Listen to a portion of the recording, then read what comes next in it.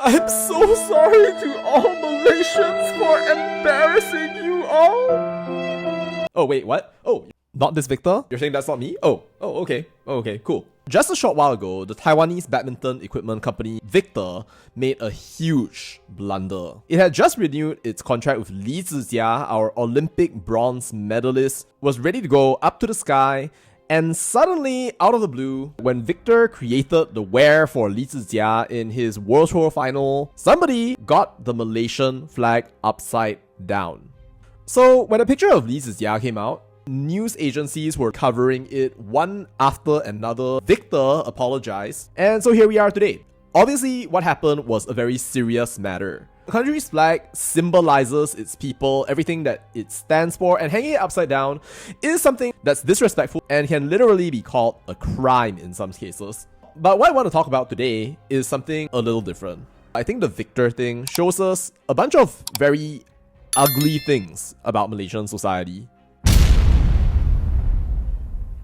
When you start looking at comments on the Lee Zii Jia case on Malay language media as well as on the Facebook feeds of some Malay influencers, you're gonna see stuff like this. You've got people talking about puak here, suggesting that, oh, maybe there's some sort of racist conspiracy. Then you've got a bunch of people who are not even Malay who are saying, sekali pandang pun dah perasan bendera terbalik. The next thing you see is, kalau kaum si selalu je ada. Basically, he's suggesting that this happened because it's a Chinese problem. I don't know how he came to that conclusion or why he's doing it here, but yeah, that's what we're dealing with. Kenyataan rasmi pun bukan dalam bahasa kebangsaan Malaysia, sebaliknya dalam bahasa kebangsaan negara lain. And now this dude is complaining about how the statement was not written in Malay, irrespective of the fact that Victor is a Taiwanese company. This guy is totally using a fake account, by the way. There's no way that his name is actually Api Abu Bakar, and he's definitely trying to create racial hate and discord in Malaysia. Then there are some people out there who mysteriously are making this a religious issue, saying, kalau semua Malaysian pakat boycott, diorang takkan mudah-mudah buat macam ni. Sepakatlah wahai orang Islam. Tempted as I am to say that this is just people being stupid, I cannot help but think that maybe what's happening is that somebody actually has some malicious intent, and there are people who are literally using the Lee Zii Jia thing to throw out racism, lies, and to make it an issue of religion, when in reality it is about none of these things. Basically, some people, I'm not going to say from which party, are using this story and numerous other stories across the Malaysian news network to achieve an agenda in order to show that they are terpaling Melayu with fake accounts that come from grifters that are probably paid, God knows by who. Anyway, this has happened before. It's an ongoing problem and one that we have to deal with, but one that's a lot more relevant to the sport is, semoga LZJ terus kalah lepas ni melingkup terus career. Essentially, they're telling LZJ to quit badminton because of this incident, because apparently he has destroyed national pride. Alright, and now here I'm gonna rant because it's my channel and I can do so. People in Malaysia, you have a problem. You victimize people. You mock them ruthlessly. You say that they should respect the country, but you don't even respect the people who are out there fighting for you. You throw shade at people relentlessly in order to express your feelings, but you don't seem to think at the end of it that maybe people actually have feelings at all. You want the star of your nation to give up badminton just because of this flag incident? Did you just conveniently forget the fact that he won an Olympic medal for your country, the flag that you're so proud of right there? Do you think that you can win a medal like that for yourself and for the country? No? Oh, how could that possibly be? Because given how loudly you were yapping, I thought that you'd be doing it tomorrow. And those of you out there who are literally treating this as an excuse to throw out your racism, I don't know what you went through. Like, who hurt you, bro, sis, mat, mina? There is frankly no need to go out there and start mocking people because they're Chinese or associate anything that you feel is an insult against your culture on people who are of Chinese descent because you are insecure about yourself. So let's get it straight for the audience again. It was a mistake, a misprint. Probably a staff member just not knowing what was going on right there, and that is literally it. If there is more stuff, then go out there and investigate that. Don't go out there and throw out your assumptions of what people want you to believe just because they have that agenda at hand. By the way, nobody is saying that nobody's at fault in this situation. Obviously, mistakes were made. Lee Zii Jia probably shouldn't have worn the sweater, and Victor shouldn't have made a sweater with an upside down flag. However, even national athletes make mistakes as well. They are human too. They are not robots. A lot of people are going out there saying that Lee Zii Jia should have known that the flag was upside down. He should have refused to wear the jersey when it was presented. But hey, I mean, you could have requested for another jersey, sure, but what if you just genuinely did not see it? And the company that sponsored him is not made up of robots as well. They're all individual human beings, and anything could have gone wrong along the way, and certainly could go better without you coming out with your pattern recognition and assuming that every single thing out there is either a tool for you to make use of politically, or an excuse for you to say that the country is coming under threat. Well, if there's anyone at all who is destroying Malaysia, it is not the people who are accidentally hanging flags upside down, but it is you who are going out there and making this into a race issue when it is not at all.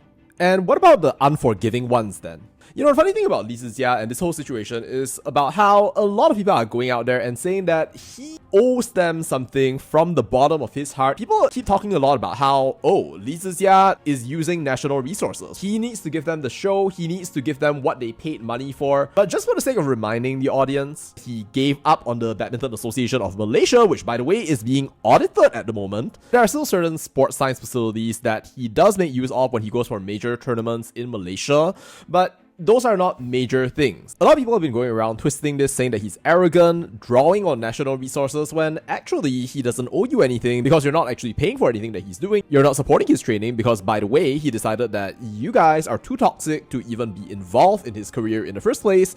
And yeah. But it's worth thinking about the whole BAM thing again. If you actually learn about why he decided not to take up the deal in the first place, it was because he wanted to have a better deal and he wanted a better situation than what the Malaysian government could actually offer to him.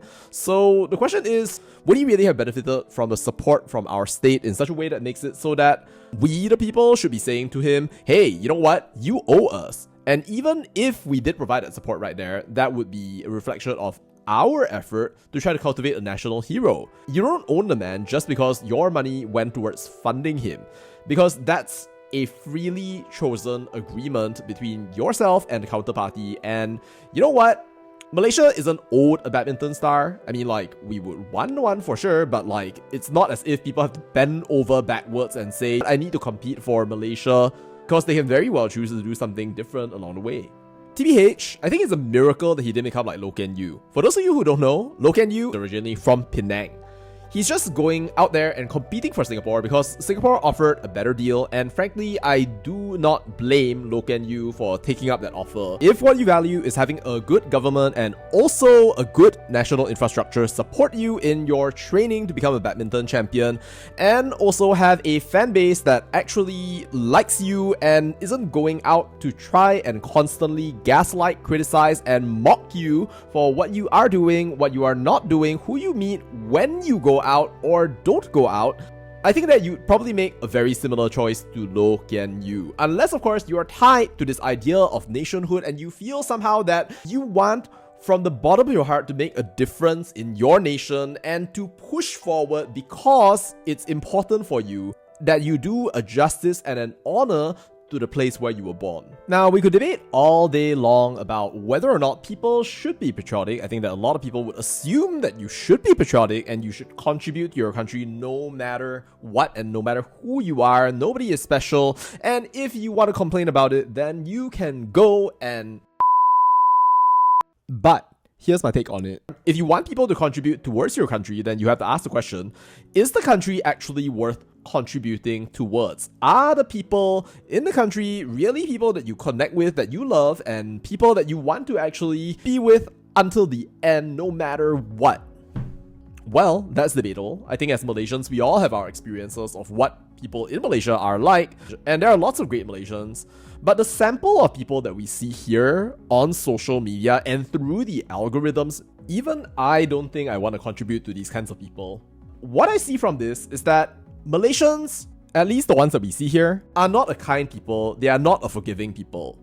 In fact, I would say that they are some of the most entitled, spoiled little prats on the surface of this planet who think that somehow they can and should be able to control Lee Zii Jia, a national athlete who, by the way, is not even using funds from the government, presuming that they should have the right to determine every single aspect of his life, how he should interact with people, with whom he should interact, and the way that he should conduct himself upon the court, even if they have absolutely zero to do with anything that contributes towards his success or even his happiness when he looks back at Malaysia as a country. Just watch this interview that he gave with Bang Net right after he received his bronze medal at the Paris Olympics, and you'll see exactly what I mean. Every morning saya wake up, nampak macam-macam news apa pasal nama saya. I was more wondering that apa yang saya buat salah. Apa-apa tentang saya keep silent because I know that I will prove to them. When you think about those words right there, what do you think about? I think that the man was literally damaged by the environment that he was put into with this toxic media culture that exists in Malaysia that is unrelenting on the people who are most talented in our society. Expectation after expectation, racist after racist, piles of nonsense heaped up on a person, being told that they need to be grateful for all of this nonsense. What's for sure is this. If Lee Zii Jia and any extremely talented person in Malaysia has something to be grateful for, it is not you, the grifters, the trolls, and the people who cannot offer support but instead only offer criticism because you want to suit your agenda or fulfill your pathetic ego. Honestly, whatever his record, whatever he did, he made his decisions, he made his own choices. And yes, you can go ahead and criticize him, but I don't think that he'd be wrong even if he said that he didn't want to represent Malaysia. I'm sure that there are some of you out there who are great as well, who have been giving him the support that he needs. But seriously, when I saw this case, I saw some of the worst of our society come out, and it was wild to look at what was happening right here. I rest my case for today. Thank you, Lee Zii Jia, for continuing to play for Malaysia despite the fact that you are constantly dealing with this kind of thing on a day-to-day basis. But anyway, to Victor, I hope that you managed to solve this right here. I know that it's not easy time right here, but the fact is that you did a bad thing. Not having QC for a national flag is probably one of the very worst things that you could do as a company, given how important it is. I don't think Malaysia is wrong in saying that we don't want to have our national flag inverted, disrespected, interpreted as a cry for help. Like any other nation, we are a proud nation, and the whole reason that we compete in these things in the first place is to show off our talent, our nation, the soil from which we came. That flag is not something you can turn around lightly because it symbolizes the will of the Malaysian people, the strength of the Malaysian people, and our incredible players who are representing us on a day-to-day basis. Anyway, I don't think it was intentional, so I just hope that you'll do better next time. And I hope that you'll have a productive remainder of time with Lee Zii Jia as you move onward on your new contract together. Anyway, I heard about this, I was so angry, and I just had to make a video, so see ya.